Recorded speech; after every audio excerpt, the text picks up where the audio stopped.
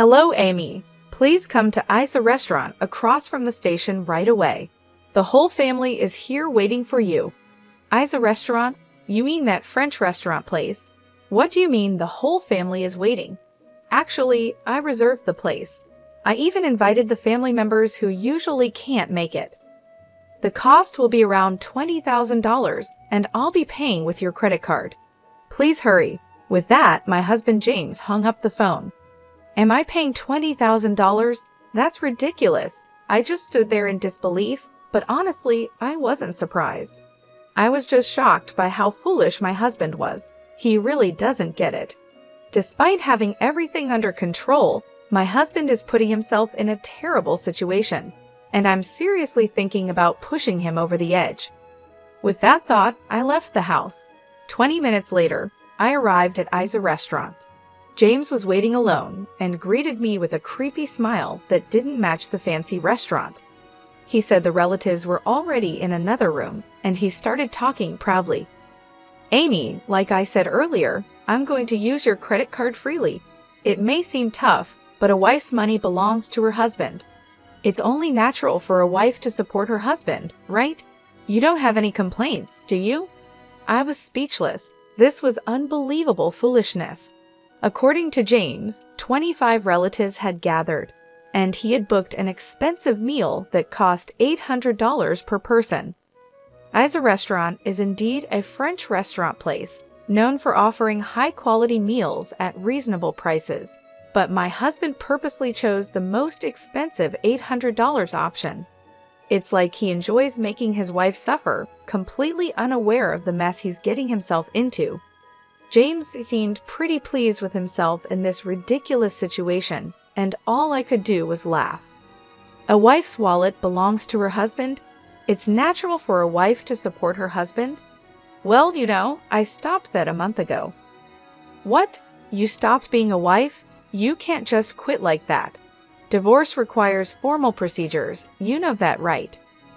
James, you don't understand anything. If you did, you wouldn't have reserved such an expensive place. How do you plan to pay without money?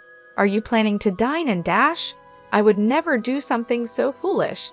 Let me say it again, I'm going to pay with your credit card. If you don't like it, I'll really make you stop being my wife. Right after he said that, I pulled out a document and shoved it in front of him, showing just how clueless he was. I canceled the credit card a month ago. Here's the cancellation certificate. I brought it because I knew you wouldn't believe me. The card is useless now, so I'll ask again with no money. What are you going to do? Are you planning to run away? What? I can't use your credit card? That's impossible. That cancellation certificate must be fake. After all, the credit card I took was from your purse. If it was really canceled, why would you keep it in your purse? So you're not even hiding that you took it from my purse. I left the canceled card in there because I thought you might try to steal it. You were completely tricked. Poor thing. Amy, what's with that attitude? It's not acceptable for a wife to speak to her husband like that. James thinks he's better than me, so being outsmarted by someone he sees as beneath him must be unbearable. His frustration peaked, and he started raising his voice without caring who heard him. Even though we were in a corner of the restaurant, his voice carried, and the staff began to notice. The place started to buzz with whispers. Looking around, James quickly forced a smile and tried to calm things down, acting like everything was fine, but the whispers didn't stop. James's face turned red with embarrassment, but compared to what was coming, this was nothing. Soon after, my in-laws came over to me. It seems James's loud voice had reached the relatives as well. James, what are you doing? The relatives are all shocked. You're disturbing other guests too. Look, everyone is watching. I just got a little excited. It's nothing serious, so don't worry. It seemed my in-laws hadn't caught the details of our conversation and looked confused, but they didn't say anything more. James was smiling slightly, trying to smooth things over, but he was probably relieved inside that his parents-in-law had shown up. He only shows his true self to me, especially since he works for the company his father runs.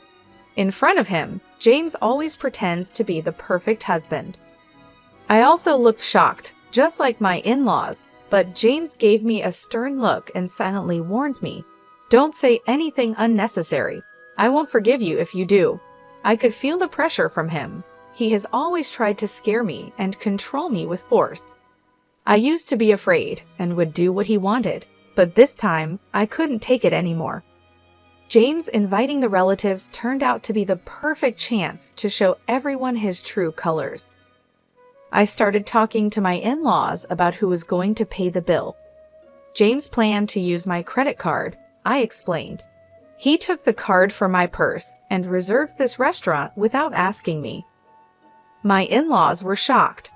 That credit card was actually canceled a month ago, but James doesn't know that and was planning to use it anyway.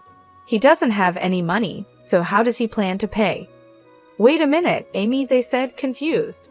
Are you saying James took your card and planned to pay for today's meal with it? James said he would cover the cost, which is about $20,000. But if what you're saying is true, was he really planning to make you pay $20,000? That's hard to believe. Could this be a misunderstanding? My in-laws were clearly upset, which is the usual reaction.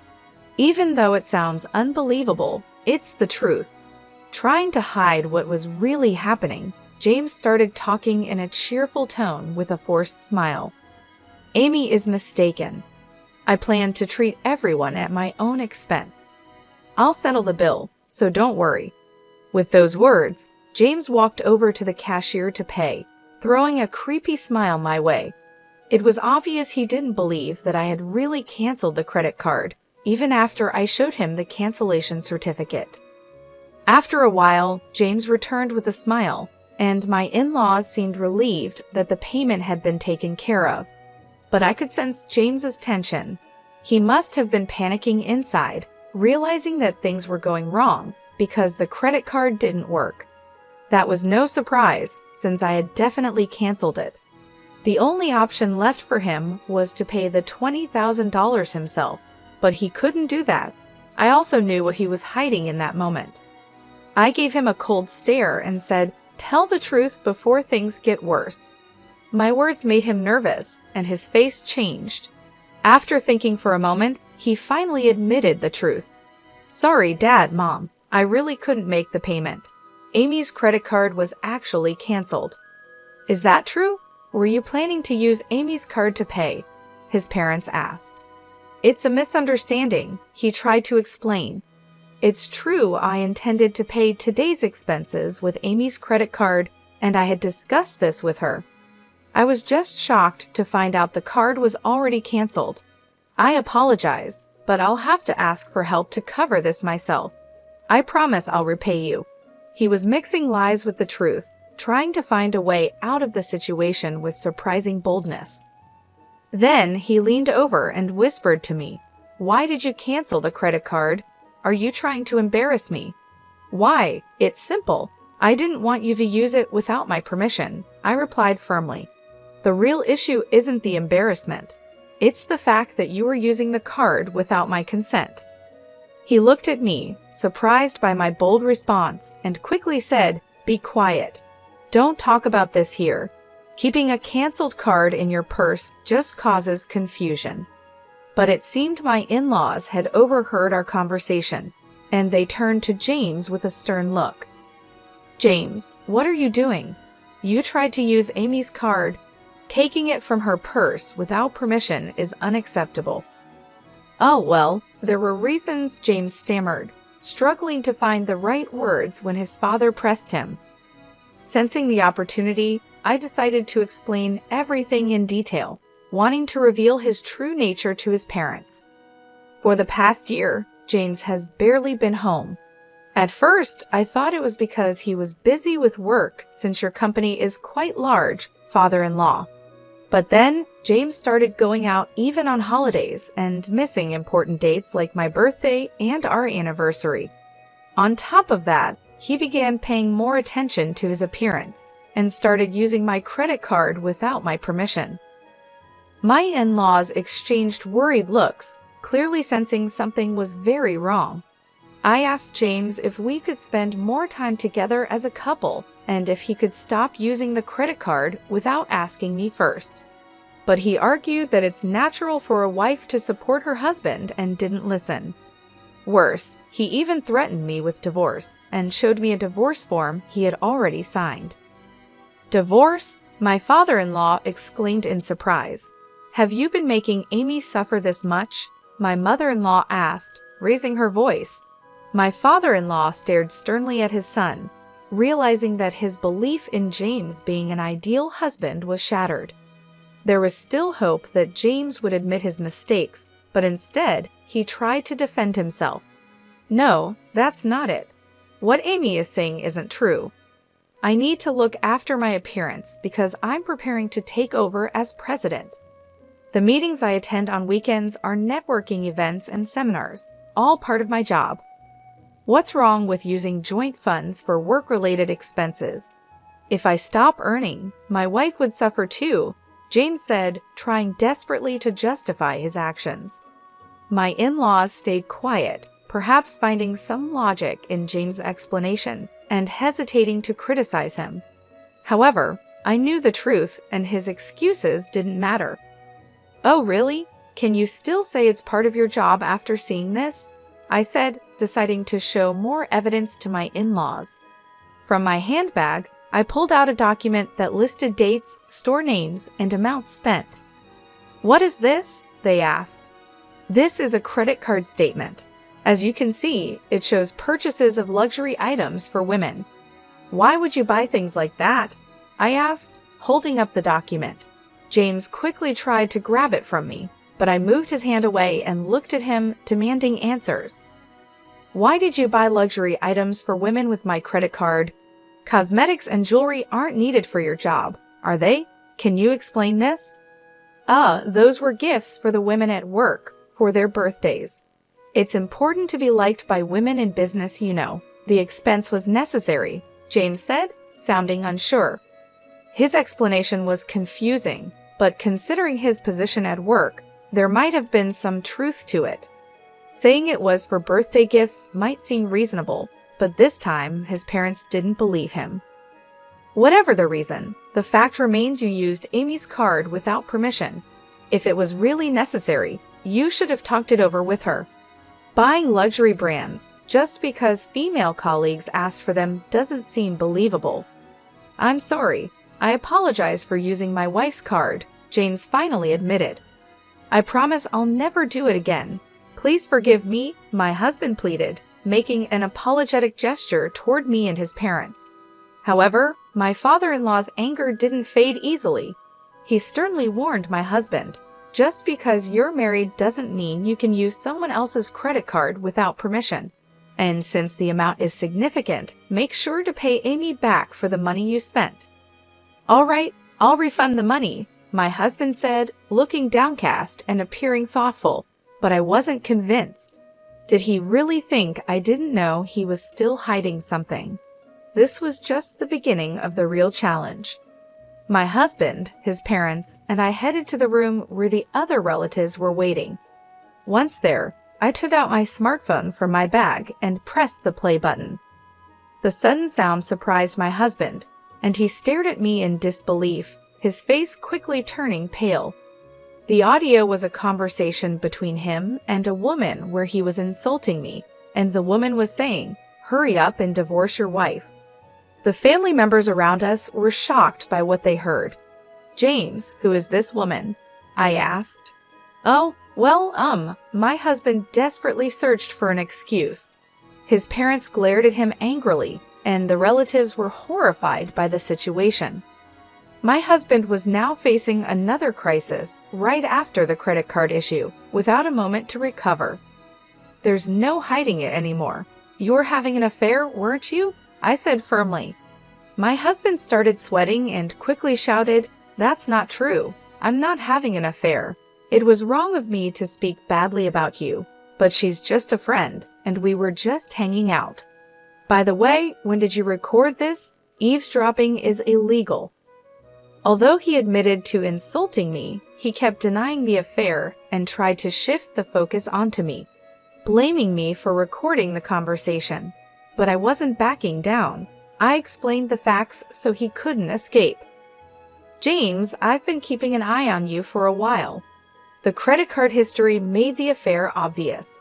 That's why, while you pretended to go to work, I installed a listening device in your car. A listening device in the car? That's ridiculous. As I said earlier, eavesdropping is illegal. Do you understand that? If it's to gather evidence of infidelity, it's not illegal as long as it's not used for stalking or anything similar. I responded firmly, showing that I wasn't going to back down. I was ready to do whatever it took to uncover the truth, focusing on my own well-being and finding justice in our troubled relationship. My husband fell silent, realizing he couldn't justify his actions, but he still couldn't admit the truth. Instead, he turned to his parents and relatives, saying, "Everyone, please don't believe what she's saying. She's trying to trap me. I haven't been unfaithful." Sighing, I tossed a document in front of him and the relatives. "What is this?" he asked, looking uneasy. "What do you think it is? It's a demand for compensation." As soon as I said that, my husband's face turned pale. The document was a compensation claim I had sent to his mistress. Through an investigation, it was confirmed that he was having an affair with a woman named Lily. So I went to Lily and demanded compensation from her before coming to him. "You met Lily directly and demanded compensation? What were you thinking?" My husband was so shocked he couldn't speak, but really, he had no right to blame me while ignoring his own mistakes.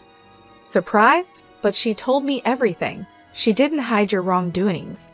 You were buying luxury items for her with my credit card, weren't you?" The excuse about gifts for female employees was obviously a lie. It was all for her. Lily admitted everything, and because of my credit card, she agreed to pay compensation. That's why I brought this compensation claim. My husband looked up at the sky, his face full of despair. I waved the compensation claim in front of him, showing it off.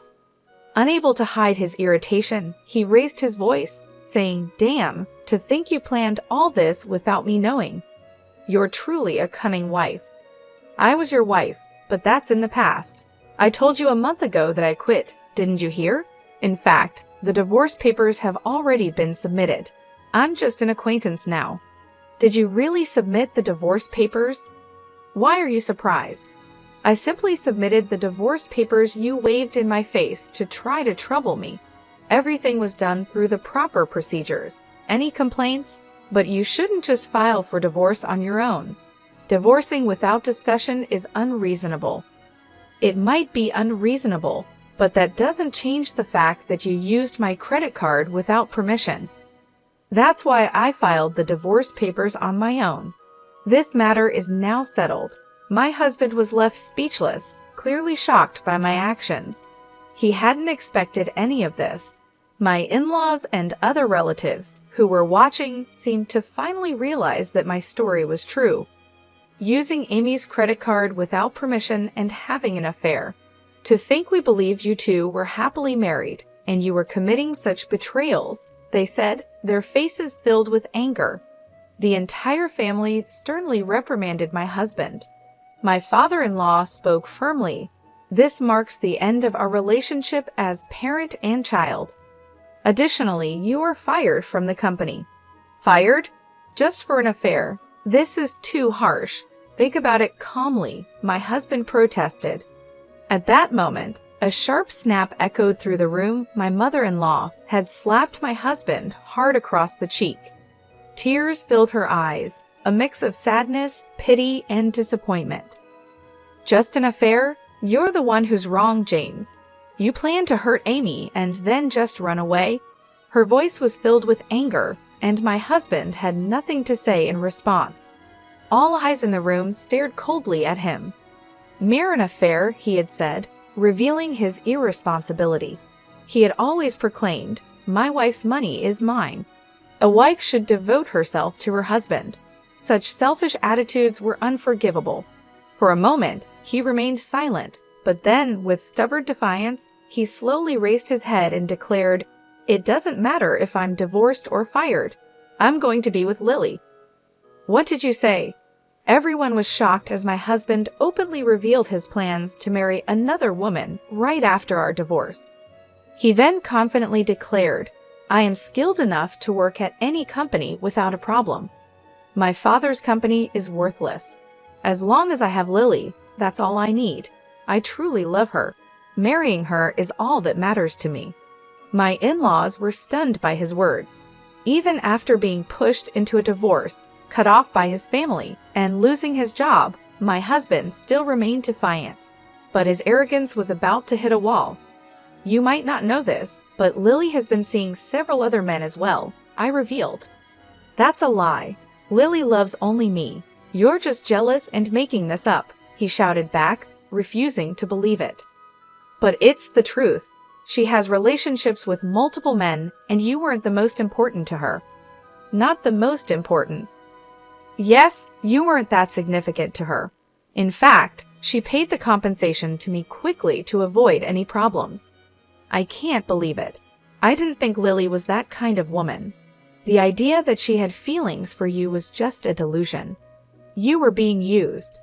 By the way, the compensation she paid me was actually funded by another man she was seeing." "That's a lie. There's no way Lily would deceive me. We are going to get married. Nothing you do can stop us." My husband still couldn't accept the truth, so I calmly confronted him with the reality. "It's time for you to understand that you've been abandoned. Haven't you noticed that you haven't been able to reach Lily lately? Your calls and messages aren't going through, right?" Now that I mentioned it, my husband hesitated. He started to realize what was happening. "In short, you are no longer needed. You've been blocked." "I am no longer needed."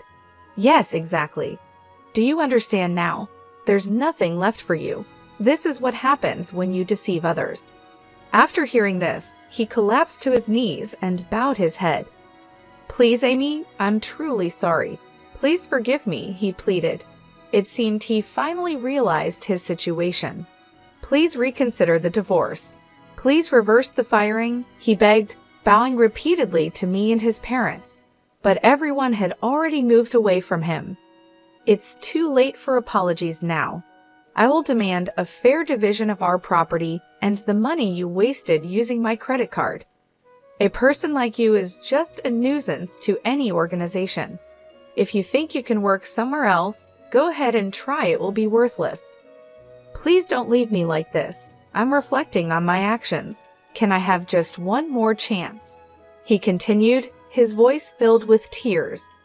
He appealed to his father, but my former father-in-law, having given up on his son, ignored him and hurried out of the restaurant. His wife followed, and the relatives also began to leave, showing no further interest in my husband. "Well, I'll settle the payment then," I said. "What? You're paying the $20,000? he asked in disbelief. "Of course, I'll bill it later," I replied with a sweet smile. He muttered something as he collapsed onto his knees. Today, because of my retaliation, became the most painful day for him. However, this story is not yet over. His ordeal will continue. After the incident, I returned to my parents' house, but for the past few days, I've been receiving numerous missed calls, all of them from my ex-husband, James. The phone is still ringing non-stop, and I know exactly why. I had been ignoring his calls on purpose, but this time, I decided to answer to deliver the final blow. "Amy, you finally answered. Please help me. I'm really in trouble," James pleaded. "It sounds like a tough situation. What happened? Are you trying to escape debt collectors?" I asked calmly. "What? How did you know that? Did someone tell you?" he replied, shocked. "No, I found out on my own." "James, you've racked up a lot of debt, haven't you? Not only were you giving money to your mistress, but I also heard you've been paying your coworkers to do your job. Despite their refusals, you forced them by using your position as the boss's son. You used underhanded tactics to keep up appearances at the company, enjoying affairs in your free time, and took on debt just to live how you wanted. Such foolish actions. On the day the family gathered at the fancy restaurant, When it was discovered that the credit card had been canceled, James had no choice but to pay the $20,000 himself. But I knew he couldn't do it. I had already found out about his significant debt. James, this is all the result of your own actions. But you're capable, aren't you? Leaving your father's company shouldn't be a problem, right? Well, the truth is, I haven't found another job yet. All my interviews have been unsuccessful, and I'm being chased by debt collectors. It's wearing me down mentally, he confessed. That's exactly what I expected from someone who pushed their work onto others to make themselves look good. Even if you find another job, it won't last. Don't you get that? My words hit him hard, and he couldn't respond. Unless he reflects on his actions and changes his ways, he'll keep making the same mistakes over and over. If things continue like this, he'll only face more misery, even without my intervention. Amy, I truly regret everything. I should have valued you more and worked sincerely at my father's company. But I neglected all that. I'm genuinely sorry. Won't you consider starting over with me? He begged. I must say, it's impossible to try again. I believe people can change, but some actions are unforgivable. You didn't just deceive me. You deceived many others who trusted you. You need to pay the price for that. And of course, you will fully repay the property division and the money you misused. Escaping is not an option. After hearing the silence on the other end, I calmly ended the call. 10 days later, I heard more about James's recent situation from my former in-laws. As expected, he hadn't found a stable job and ended up asking his family for support. I need help because we're family. Is it okay for your son to end up like this? He pleaded desperately. It was frustrating to see him ignore and deceive his family and relatives, only to turn to them for help when he was in trouble. His self-centered behavior is something I've always noticed. James has lived comfortably because of the help and support from those around him, but I've never heard him express any gratitude. If I had seen his true nature before getting married, I would have never gone through with it. I deeply regret enduring everything alone, without asking anyone for advice. If I had reached out to my in-laws or other relatives sooner, maybe my future would have turned out differently. From now on, I'll be more honest with myself, aiming to become stronger and more determined. It's time to say goodbye to the weaker version of myself and step forward with a firm resolve into a new beginning.